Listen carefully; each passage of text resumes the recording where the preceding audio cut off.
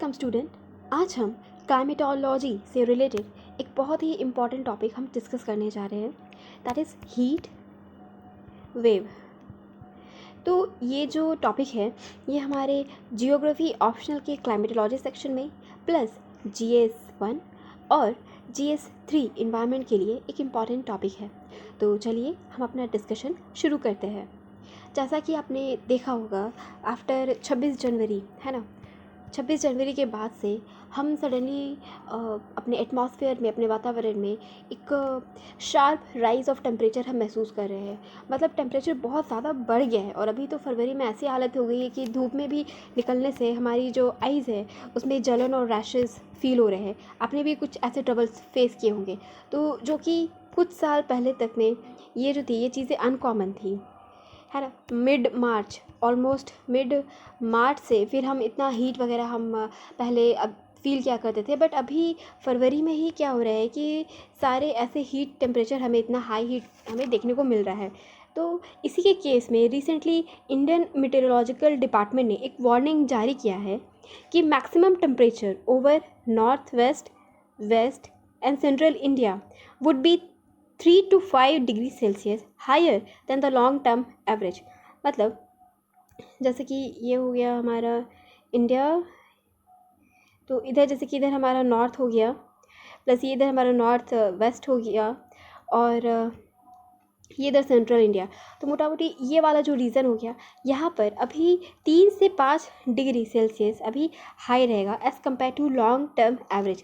Long term average मतलब हो गया जैसे कि मान के चलिए 20, 30, 50, है ना। तो ये वाला जो टेम्परेचर होता है time period, that is long term average है। जब हम क्लाइमेट की बात करते हैं तो क्लाइमेट के कंसेप्ट में हम 20, 30, 50 ऐसे लॉन्ग टर्म या उससे ज़्यादा हम उसको कंसिडर करते हैं। उसके बाद और एक घटना हुई कि फरवरी 21 को जो हमारा दिल्ली कैपिटल है वहाँ पर recorded third hottest February day 33.6 degree Celsius in more than 5 decade. जैसे कि अभी मैंने आपको बताया कि हम ऑलमोस्ट 30-50 सालों का हम एवरेज लेते हैं, तो यहाँ पे 5 डिकेड्स मतलब 50 साल। तो 50 साल यानी कि 5 डिकेड्स में तीसरा सबसे हॉटेस्ट फरवरी डे रिकॉर्ड किया गया है। तीसरा सबसे हॉटेस्ट फरवरी डे 21 फरवरी को रिकॉर्ड किया गया है, और वो कितना था 33.6 डिग्री सेल्सियस। तो अब हम समझते हैं कि हीट वेव क्या है और हम किस क्राइटेरिया के बेसिस पे हीट वेव को हम इशू कर रहे हैं। तो सबसे पहले यहाँ पर 2 टाइप की कैटेगरी है। सबसे पहला, according to IMD, Indian Meteorological Department, a region has a heat wave if its ambient temperature deviates by at least 4.5 to 6.4 degree Celsius from the long term average. तो लॉन्ग टर्म एवरेज आपको consider हो गया होगा 20, 30, 50 plus ऐसे years, है ना। उसके बाद एम्बियंट टेम्परेचर जो भी उनका एक कांस्टेंट पैटर्न उनका चलते आ रहा होगा, तो उसमें से मान लीजिए अगर वो डेविएट करता है, अगर उसमें से 4.5 डिग्री या 6.4 डिग्री सेल्सियस तक उसमें इंक्रीमेंट होती है, तो वो का माना जाएगा उसको कि वो एक हीट वेव है। उसके बाद अगर किसी भी जगह का, तो जगह में भी यहाँ पे 2 टाइप की जगह है, ठीक है। यहाँ पे जगह में दो टाइप की जगह है, जैसे कि प्लेन एरियाज़ हो गए और जैसे कि हिली एरियाज़ हो गए। तो प्लेन एरिया में अगर 45 डिग्री सेल्सियस से ज़्यादा हो जाता है और हिल एरिया में टेम्परेचर 37 डिग्री सेल्सियस से ज़्यादा हो जाता है, तो उसको हीट वेव माना जाता है। तो एक तो हो गया, पहला क्राइटेरिया हो गया कि जो टेम्परेचर का जो डेविएशन है उसके बेसिस पे माना जा रहा है, प्लस एब्सोल्यूट टेम्परेचर जो हो गया उसके बेसिस पे माना जा रहा है लोकेलिटी वाइज। उसके बाद हीट ये भी एक्सपेक्ट किया जा रहा है कि जो हीट वेव आएंगे वो ज़्यादा समय तक के लिए होंगे, लॉन्गर, मोर इंटेंस, और ज़्यादा गर्मी होगी उसमें, and frequent over the Indian subcontinent, मतलब इंडियन सबकॉन्टिनेंट में वो बार बार आते रहेंगे। तो ये थी हीट वेव की डेफिनेशन। आइए हम उसका भी मैकेनिज़्म डिस्कस करते हैं कि कैसे काम करता है, कैसे वर्क करता है, कैसे बनता है, कैसे प्रोड्यूस होता है। तो चलिए हम इसको डिस्कस करते हैं। 2022 में heat wave started early and were more numerous. 2022 में भी ऐसा हुआ था कि वो पहले शुरू हो गए थे और बहुत सारे हीट वेव आए थे। अभी क्या हो रहा है, अब ये जो हीट वेव है extended further south into peninsular India due to north-south pressure pattern set up by La Nina. तो यहाँ पर अभी एक हम बहुत ही important geographic phenomena that is La Nina और एल नीनो, इसको भी हम जल्दी से बहुत अच्छे से क्विक रिवाइज करेंगे कि क्या है ये फेनोमेना। तो यहाँ पे अब ये भी बोला जा रहा है कि इंडिया के पेनिसुलर हिस्सा में तो ये जो भी यहाँ पे जो हीट वेव आ रही है तो इसका कारण क्या है, इसका कारण यह है कि जो नॉर्थ साउथ का प्रेशर पैटर्न है ला नीना की वजह से सेटअप किया गया है।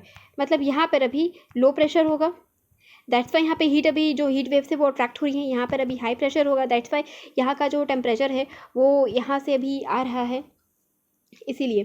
तो इसका रीज़न क्या है, ला नीना। तो ला नीना भी हम कुछ कंटिन्यूस 2-3 सालों से भी हम ला नीना को फेस कर रहे हैं। तो सबसे पहले समझते हैं कि ला नीना क्या होता है।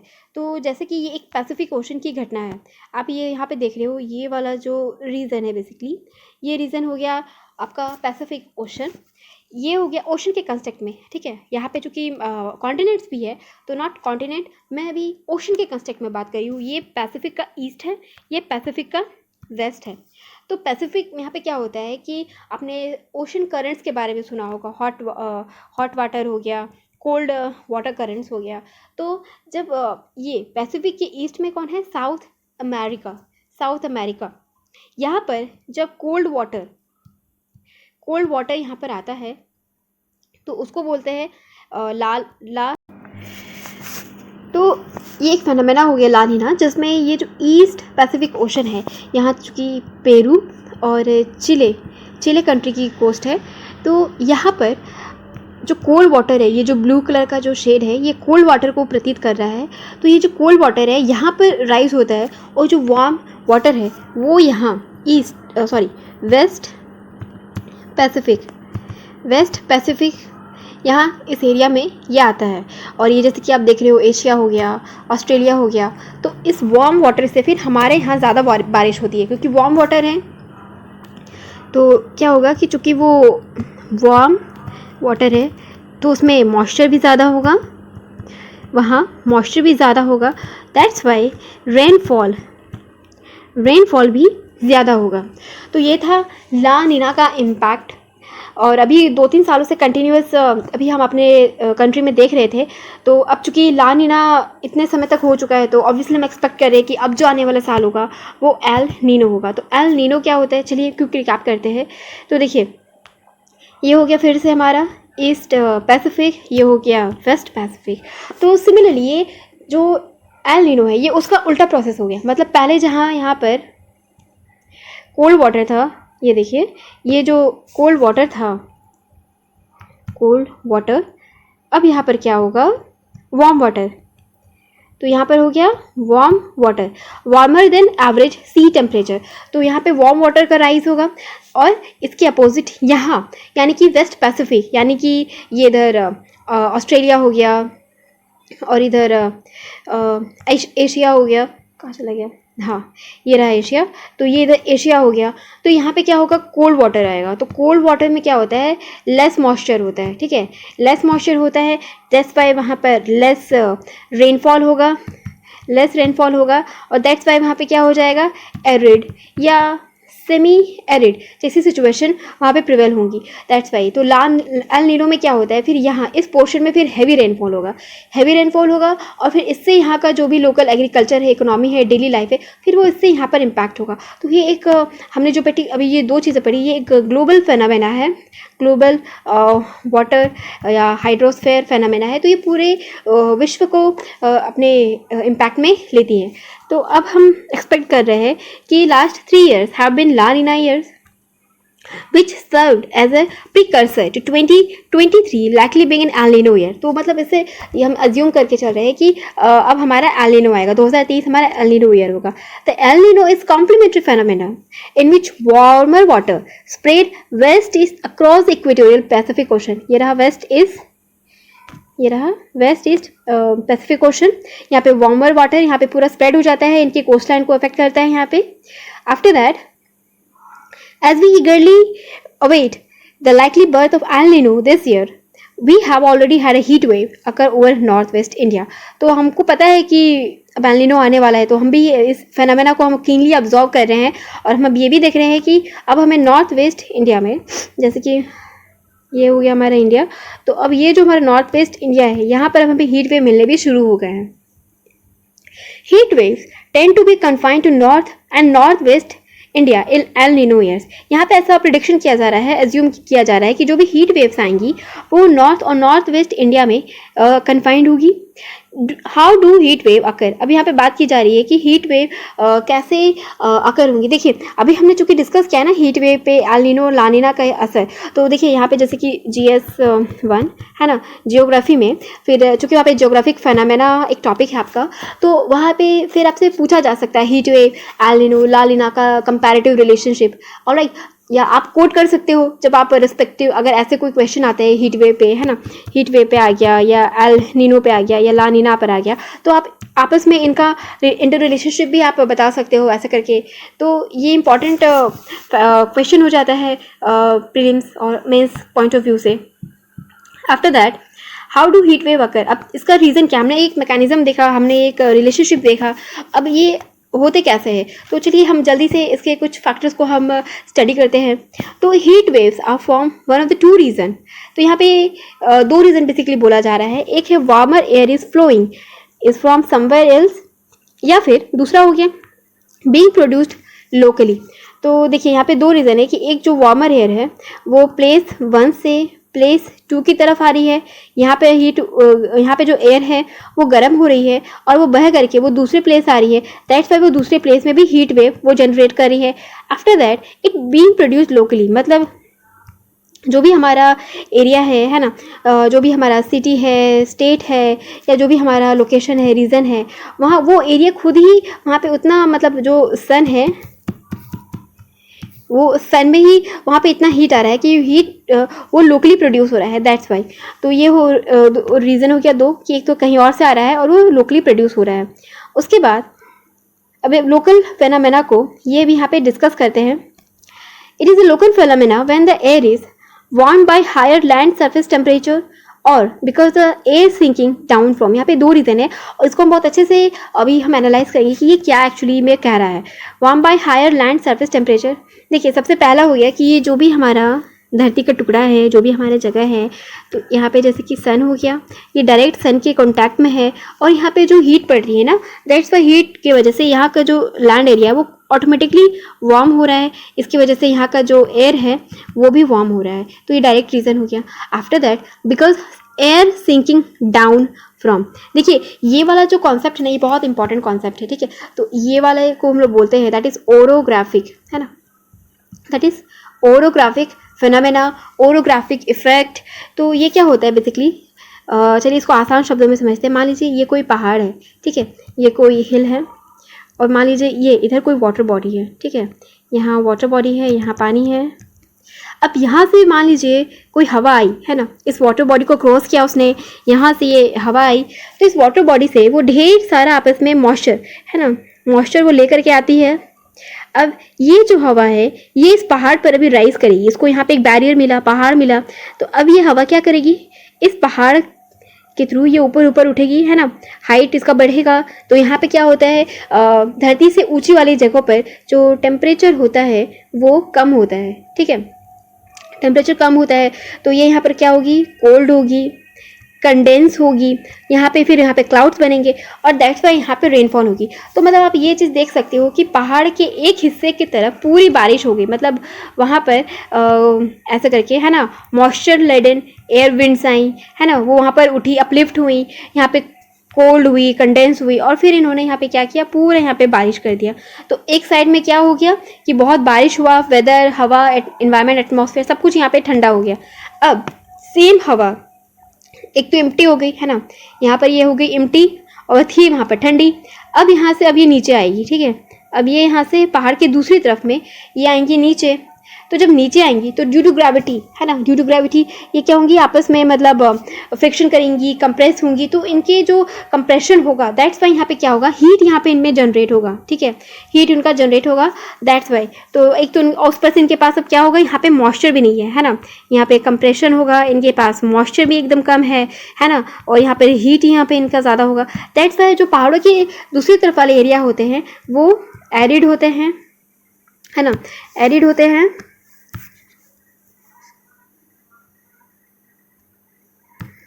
एरिड, ड्राई या कहिए डेजर्ट एरियाज कहलाते हैं।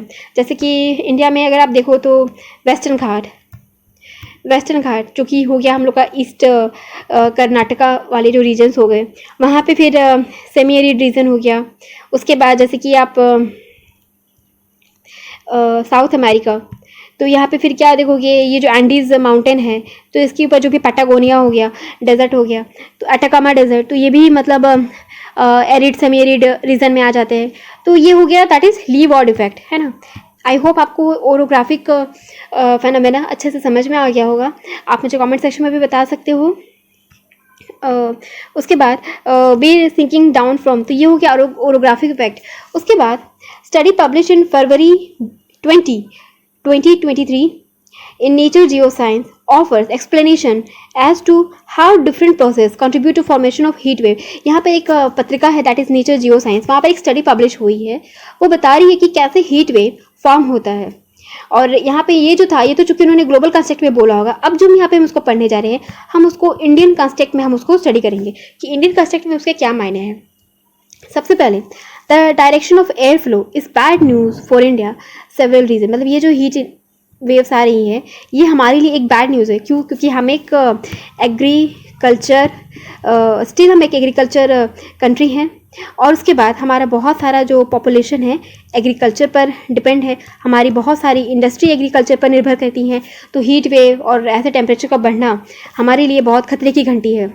After that in the context of climate change, अब कुछ भी हो तो यहाँ पे क्लाइमेट चेंज, ग्लोबल वार्मिंग, ये तो आएगा ही आएगा। West Asia is warming faster than other regions in latitude, similarly close to equator। देखिए ये हो गया वेस्ट एशिया का मैप, ये वेस्ट एशिया का मैप हो गया। यहाँ पे आप देख सकते हो ये डेजर्ट एरिया है, और यहाँ पे जैसे कि Saudi Arabia, Iran, Iraq, Syria, Turkey, तो ये सब सारे कंट्रीज़ यहाँ पर एग्जिस्ट करते हैं। और फिर आप यहाँ पे भी देख सकते हो, है ना, जैसे कि इधर इराक, ईरान, अफ़गानिस्तान, और ये इधर पाकिस्तान, और सिमिलरली यहाँ पे फिर ऐसे करके आप इंडिया को देख सकते हो कि इंडिया यहाँ पे सिमिलरली यहाँ पे इंडिया भी ऐसे करके आता है। तो अब ये कहा जा रहा है ये जो वेस्ट एशिया है, एक तो ये पहले से ही एक तो डेजर्ट एरिया है ना, यहाँ पे कुछ मल्टीपल रीजन्स हैं, हम इसको साथ में डिस्कस करते हैं। ये हो गया हमारा इंडिया। तो देखिए वेस्ट एशिया जो है वो वेस्ट ऑफ कॉन्टिनेंट है ना, ये हमारा जो एशिया कॉन्टिनेंट है उसके वेस्ट में है। दूसरा, यहाँ कोल्ड वाटर रहता है जिसकी वजह से यहाँ पर लेस मॉइस्चर है ना, लेस रेनफॉल है। उसके बाद यहाँ पे जो क्लाइमेट चेंज की वजह से, एक तो इतना पहले से था, है ना, इस एरिया में ऑलरेडी मॉइस्चर का इतना अभाव था। अब क्या हो रहा है, क्लाइमेट चेंज की वजह से ये जो रीज़न है ये बहुत ज़्यादा वार्म हो रहा है, सबसे पहले सबसे जल्दी इंटेंसली यही रीज़न वार्म हो रहा है। तो इस रीजन से जो हवा आ रही है, इस रीजन से बह के जो हवा आ रही है वो हमारे इंडिया में इंटर कर रही है। तो ये कारण हो गया कि इंडिया में भी जो हीट वेव्स आ रहे हैं, serve as a source of warm water that blows into India. तो इसे वेस्ट एशिया से भी बहुत सारे हीट वेव्स आ रहे हैं, ये भी हमने स्टडी किया। उसके बाद likewise air flowing from north west rolls in mountains of Afghanistan and Pakistan. So some of the compression also happen on the leeward side of this mountain, entering India with a blistering warmth। देखिए जैसे कि हमने तभी orographic जो हमने पहाड़ के construct में पढ़ा था ना, ओरोग्राफिक इफेक्ट हमने जो स्टडी किया था, ये उसी को फिर से बता रहा है कंस्ट्रक्ट में कि ये जो अफगानिस्तान में, पाकिस्तान में जो माउंटेन्स है, तो ये जो वेस्ट एशिया से जो भी हवा आ रही है वो अफगानिस्तान और पाकिस्तान की माउंटेन्स के थ्रू आ रही है, और वो भी जब आ रही हैं, है ना, तो यहाँ जब वो नीचे उतरती हैं तो वो कंप्रेस होती हैं और वो और ज़्यादा हीट वहाँ पे प्रोड्यूस करती हैं, और जिसकी वजह से भी जो हीट वेव है उसकी इंटेंसिटी बढ़ रही है। तो ये बेसिकली ये कह रही है यहाँ पे अफगानिस्तान और पाकिस्तान के में जो पहाड़ है उनका भी इफेक्ट यहाँ पे डिस्कस किया गया है। और जो ओरोग्राफी इफेक्ट है पहाड़ से नीचे उतरने के वक्त जो एयर कंप्रेस होती है और हीट होती है, ये उसका भी इफेक्ट बोला जा रहा है, तो ये भी एक फैक्टर है। After that, where air flowing in over ocean is expected to bring cooler air, Arabian Sea is unfortunately warming faster than most of the ocean region. देखिए, एक तो हो गया वेस्ट एशिया इन्होंने यहाँ पे बोला, ठीक है, एक तो हो गया वेस्ट एशिया का इन्होंने यहाँ पर एक फैक्टर दिया। दूसरा फिर यहाँ पे जो अफ़गानिस्तान और पाकिस्तान वहाँ के जो पहाड़ है उनका एक फैक्टर दिया। दूसरा तीसरा बोलते हैं ये जो अरेबियन सी है ना, अब हम इसको हम आपके थ्रू समझते हैं। मान लीजिए ये ऐसे कुछ हमारा इधर है ना, अरेबियन सी आता है, ये इधर हमारा इंडिया हो गया, और फिर इधर जैसे कि इधर अफ्रीका, और फिर इधर हो गया वेस्ट एशिया, ठीक है। तो ये हो गया हमारा अरेबियन सी। तो इसका जो एरिया है सबसे पहले अरेबियन सी का, इसका स्मॉलर एरिया है ना। सबसे पहला बात आप मैप में एक बार ज़रूर देखिए, ये स्मॉलर एरिया है, और यहाँ पे जो फ्रेश वाटर इनफ्लक्स है, फ्रेश वाटर नदी का पानी, मीठा पानी, ये भी यहाँ पे कंपैरेटिवली कम है। जैसे कि आप देखोगे है ना, ये हो गया बे ऑफ बंगाल, ये हो गया अरेबियन सी। तो यहाँ पे बहुत सारी रिवर्स हैं जो बे ऑफ बंगाल में आती हैं, जैसे कि गंगा, ब्रह्मपुत्र है ना, फिर गोदावरी, कृष्णा, कावेरी। तो बहुत सारी स्वीट वाटर है जो बे ऑफ बंगाल में आती है, दैट्स वाई इसका टेम्परेचर भी कम रहता है। किंतु अरेबियन सी में बहुत छोटी छोटी है ना रिवर्स आती हैं जो मतलब सफिशिएंट नहीं है इसको कूलिंग करने के लिए। और अब ग्लोबल वार्मिंग की वजह से ये अब और इसका जो टेम्परेचर है वो बढ़ रहा है। तो मतलब जो पहले समुंदर से जो पानी आता था वो जो कोल्ड होता था, तो अब वो अरेबियन सी में अब वो फेनोमेना भी नहीं है कि अब अरेबियन सी का पानी भी अब वार्म हो रहा है।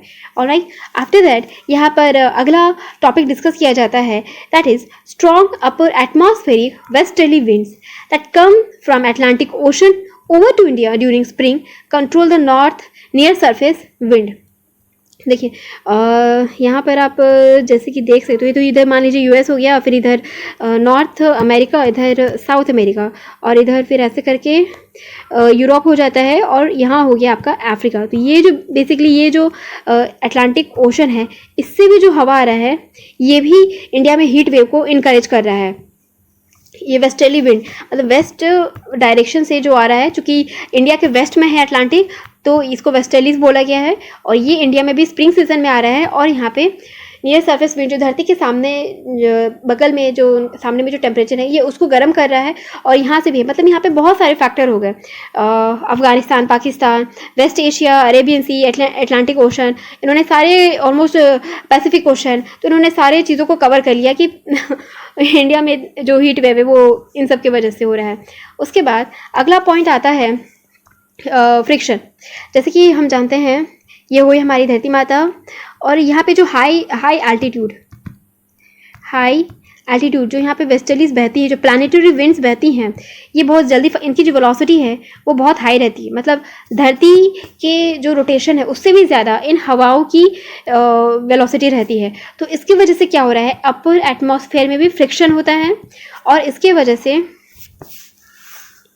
देखिए the energy to run past the earth near the surface against the surface friction can only come up from above. This descending air compresses and warms up, they generate some heat waves. अब ये heat waves का भी इनका भी reason है। एक तो ये मतलब अपर एटमॉस्फेयर में फ्रिक्शन कर रहे हैं, वहाँ पे भी हीट जनरेट कर रहे हैं, और जब ये धरती के सरफेस के पास आते थे तब भी यहाँ पे फ्रिक्शन करते हैं और कंप्रेशन करते हैं, वहाँ पे भी हीट वेव वो जनरेट कर रहे हैं। अब अगला टॉपिक आता है लैप्स रेट। लैप्स रेट क्या होता है, जैसे कि हम जानते हैं ये हो गया हमारा अर्थ सरफेस, और मान लीजिए इधर हमारा एटमॉस्फेयर जो हमें इन्वेलप करके रखा है।